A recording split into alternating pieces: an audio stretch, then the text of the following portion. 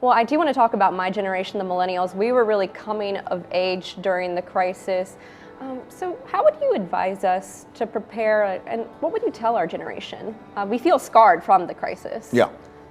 First of all, I think one of the problems is that the experience that you had as the last experience is the one that's going to stick in your mind and probably will not be the one that's going to get you. So that the next experience will be very, very different. I know my parents went through the Great Depression, and then they missed out on the boom because they're always thinking about that. And so I think that what they need to do is see all of those crises. That's why you can see inflationary ones and see all of those, and once you get that perspective, I would say three things to your generation, okay? Three recommendations.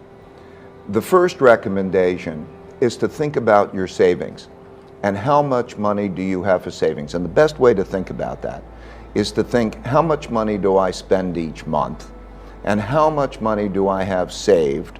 How many months am I going to be okay without that? And to value savings, right?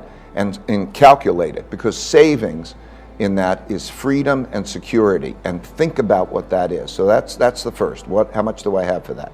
The second thing is, how do I save well? What should I put my saving in? And when thinking about what you should put your saving in, realize that the least risk investment that you think from volatility is the least risk investment, which is cash, is the worst investment over a period of time. And you could judge that by judging the rate of inflation in relationship to the after-tax income you're going to earn. So if you have an inflation rate that's 2 or 3%, and you're earning 1%, and you have to pay taxes on that 1% or the 1 or 2% that you're going to get, you're going to get taxed essentially at 2% a year, and that's going to be a problem.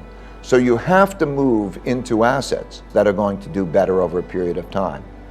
And when you do that, the most important thing I can convey to you is to diversify well.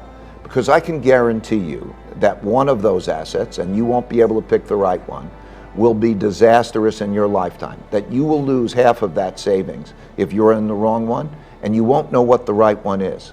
And so pick different countries, pick different asset classes, and I could probably take too long explaining how you might do that. So that would be the second thing to learn. First thing is think about how to save. Be cautious about debt. When you're thinking about debt, think about, is that debt going to help my savings, or is it going to produce an income? Sometimes debt, like buying a house or buying an apartment or buying an asset, it produces forced savings. Forced savings is a good thing. Or if you're taking on debt and you're thinking, am I going to have that debt in an asset? That asset better produce more income than the cost of your debt. If you're using debt for consumption, that's not a good thing to do. Okay, you're giving up that safety. So number one is think about how much you save and think about whether that should be and how you borrow.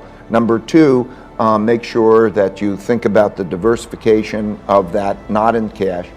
And number three, do the opposite of what your instincts are.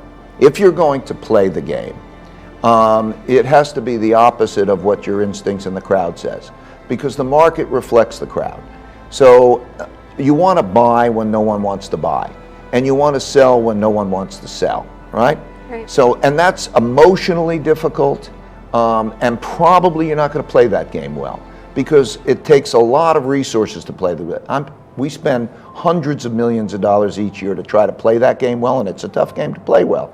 So I would caution you about the market timing game, but I would say that if you're going to do it in the ways that are uncomfortable, because they're opposite your instincts.